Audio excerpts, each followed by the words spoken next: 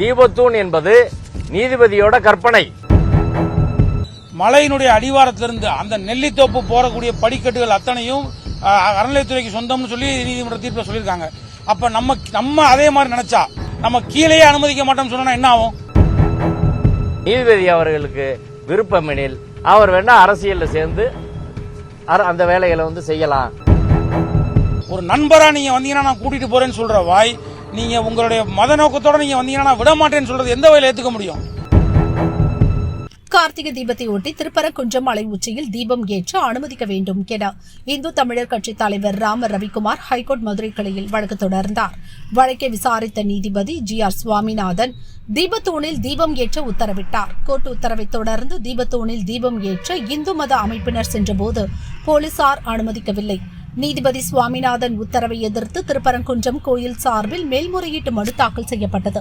Madurai collector, Madurai police commissioner, அறநிலையத்துறை இணை commissioner, தர்கா நிர்வாகம், தமிழக வக்ஃபு வாரியம் உள்ளிட்ட பல்வேறு தரப்பிலிருந்து மேல்முறையீட்டு மனுக்கள் தாக்கலாகின.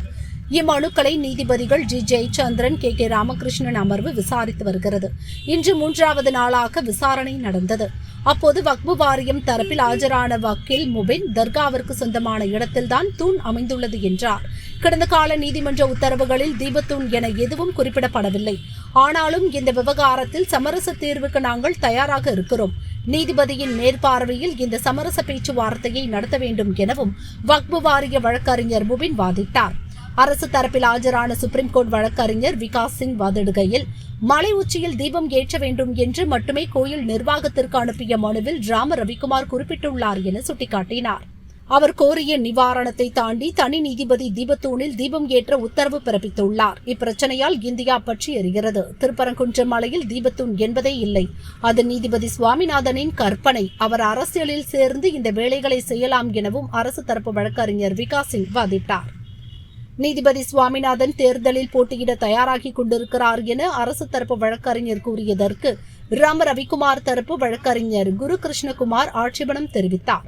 மாலை வரை விசாரணை தொடர்ந்தது. ஆனாலும் தற்போதைய நிலையில் எந்த உத்தரவையும் பிறப்பிக்க இயலாது. நாளையும் விசாரணை தொடரும் என கூறி நீதிபதிகள் G. ஜெயச்சந்திரன், K. ராமகிருஷ்ணன் விசாரணையை ஒத்திவைத்தனர். கோர்ட்டில் இன்று என்னென்ன வாதங்கள் இருதரப்பிலும் முன்வைக்கப்பட்டன என்பதை இருதரப்பு வழக்கறிஞர்கள் விளக்கினர். அதுல முதல்ல குறிப்பிட வேண்டிய விஷயம் என்னன்னா, நம்ம இதை ஒரு மீடியேஷன் பண்ணி நம்ம முடிக்கக்கூடிய வாய்ப்பு இருக்கு. நீங்க இதை கோர்ட் மானிட்டர்டு மீடியேஷன் நீங்க ரெஃபர் பண்ணுங்க அப்படின்னு சொல்லி கோர்ட்ல வாதத்தை முன் வச்சாங்க. இந்த எண்ணம் அவங்களுக்கு ஏன் இப்ப திடீர்னு வருதுன்னு எனக்கு தெரியல. சரி, அவருடைய எதுவாக இருந்தாலும் கோர்ட் அதை என்னன்றதை பரிசீலிக்கலன்னு சொல்லியிருக்காங்க. நம்மளுடைய தரப்போ அது என்ன, எதுக்கான சாத்தியக்கூறுகள் என்னன்றதை நம்ம ஆராய்ஞ்சிட்டு நம்முடைய கட்சிக்காரர்கள்ட்ட அதை பத்தி பேசிட்டு என்னன்றதை முடிவெடுத்து நீதிமன்றத்தில் சொல்லுவோம்னு சொல்லி இன்னைக்கு நம்ம தகவல் தெரிவிச்சிருக்கோம். ரெண்டாவது ஒரு முக்கியமான ஸ்டேட்மெண்ட் சொன்னார். 1920 தீர்ப்பின் அடிப்படையில் அந்த நெல்லித்தோப்பு மற்றும் நெல்லித்தோப்பு உள்ளக்கூடிய பகுதிகள் அவங்களுக்கான டிக்ளரேஷன் கொடுக்கப்பட்டிருக்கு. கிளியரா flight of steps to Nellithoppu அந்த நெல்லித்தோப்பு டு தர்கா, இது அது எங்களுக்கு டிக்ளரேஷன் கொடுக்கப்பட்டிருக்கு.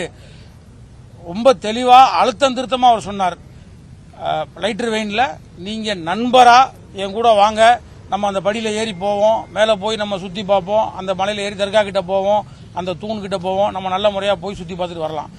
ஆனா நீங்க உங்க கொள்கையின் காரணமாவோ ஒரு சம்பிரதாயம் செய்யணுமோ ஒரு கஷ்டம் இந்த விளக்கு ஏற்ற போறேன்னு சொல்லி வந்தா அதை நாங்க எப்படி அனுமதிக்க முடியும் அப்படின்ற கேள்வியை அவர் இன்னைக்கு முன் வச்சார். சோ அப்ப இன்னைக்கு அதுக்கு தக்க பதிலளித்த திரு குரு கிருஷ்ணகுமார் சீனியர் அட்வொகேட் என்ன சொன்னாருன்னா, 1920 ஜட்ஜ்மெண்ட்ல ஒரே ஒரு விஷயம் ரொம்ப தெளிவா சொல்லியிருக்கு.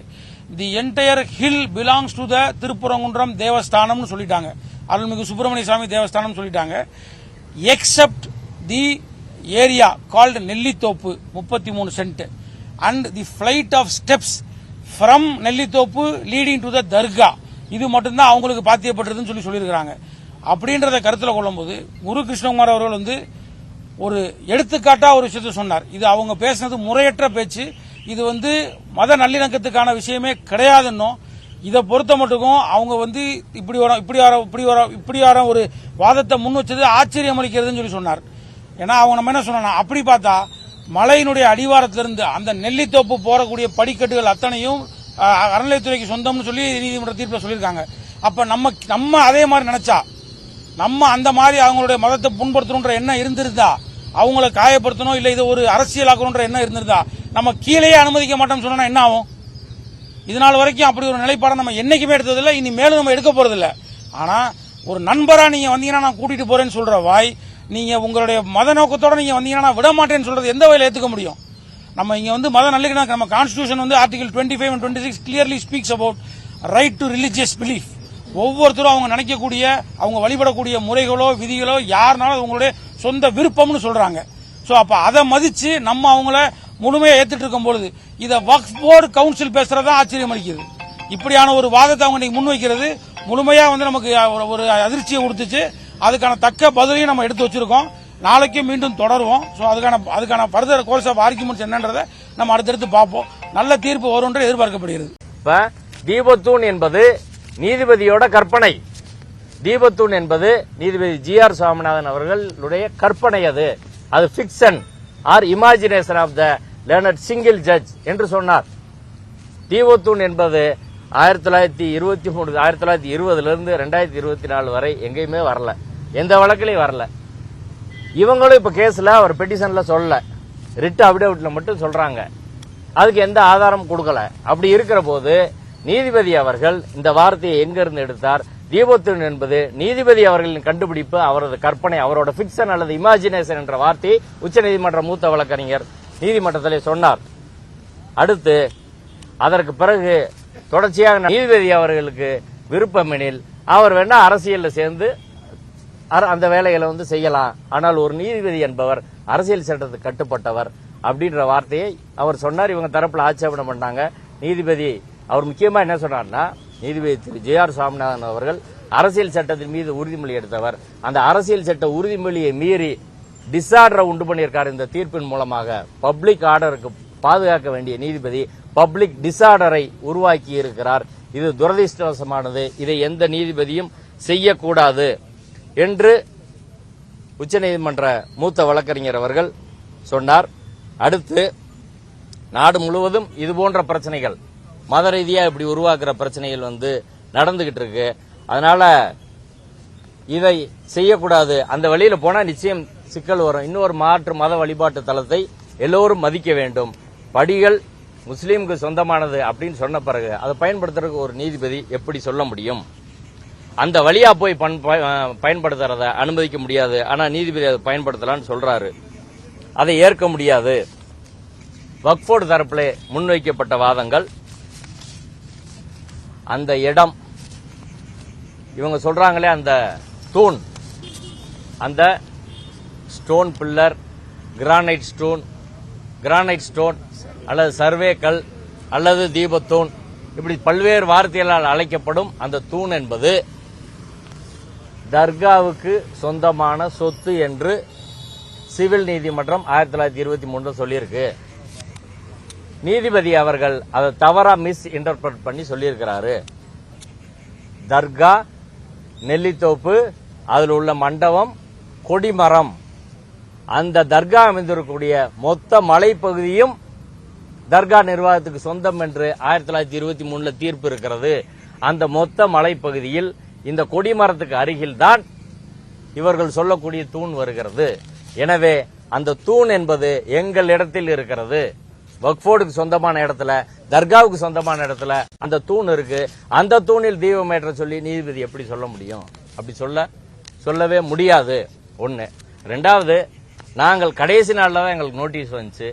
எந்த கேஸ் பேப்பர்ஸும் எங்கிட்ட இல்ல.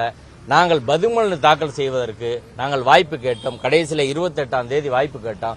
நீதிபதி எங்களுக்கு கொடுக்கவே இல்லை. எங்களுக்கு வாய்ப்பு கொடுக்காமலேயே இந்த தீர்ப்பு வழங்கப்பட்டு இருக்கிறது. எனவே இந்த தீர்ப்பு செல்லாது. அமைதி பேச்சுவார்த்தைக்கோ சமாதான பேச்சுவார்த்தைக்கோ இப்போதைக்கு நாங்கள் தயார் கிடையாது என்ற பதிலை நீதிமன்றத்திலே அவர்கள் சொன்னார்கள். ஆனாலும் குரு கிருஷ்ணகுமார் அவர்கள் திரும்பவும் நான் அவங்ககிட்ட பேசுறேன், பேசி அவர்கள் சொன்ன உடனே நான் நீதிமன்றத்தில் திரும்பவும் நாங்கள் தெரியப்படுத்துகிறோம் என்று சொன்னார்கள். எனவே வக்ஃப் போர்டு தரப்பிலே நாங்கள் எந்த அமைதி பேச்சுவார்த்தைக்கும் தயார். நீதிமன்ற கண்காணிப்பிலே பேசினால் இந்த பிரச்சனையை அமைதியாக நாங்கள் முடித்துக்கொள்ள தயாராக இருக்கிறோம் என்ற அவர்கள் தரப்பு விருப்பத்தை நீதிமன்றத்திலே சொன்னார்கள். நீதிமன்றத்தில் சில டாக்குமெண்ட்லாம் கொடுத்திருக்காங்க. எழுத்துப்பூர்வமான வாதங்களையும் சொல்லியிருக்கிறாங்க. 1923 தீர்ப்பிலே முடிவாகிவிட்டது என்று ஜட்ஜி சொல்லியிருக்கிறாரு. அதனால அந்த தீர்ப்பின்படி தான் நாங்கள் அமல்படுத்தணும்னு நினைக்கிறோம். அந்த தீர்ப்பு இன்னொரு இடத்துல பண்ணலான்னு சொல்லியிருக்காங்கல்ல, சரி இன்னொரு இடத்துல பண்ணலான்னு சொல்லியிருக்காங்க, கரெக்ட் தான், நீதிபதி அவர்கள் கேட்டார். அந்த எந்த இடம் முடிவு பண்றது யாருக்கு அந்த அதிகாரம் இருக்கு? கோயிலுக்கு தானே அதிகாரம் கொடுத்துருக்காங்க அப்படின்னு கேட்டாரு. கோயிலுக்கு அதிகாரம் கொடுத்துருக்காங்க, ஆனா பக்தர்கள் விருப்பத்துக்கு செய்யணும்னு சொல்லி இருக்கிறாங்க. அதான் பக்தர்கள் கேட்கிறாங்க, கோயில் அதை முடிவு பண்ணணும் என்று பதில் சொன்னார்கள்.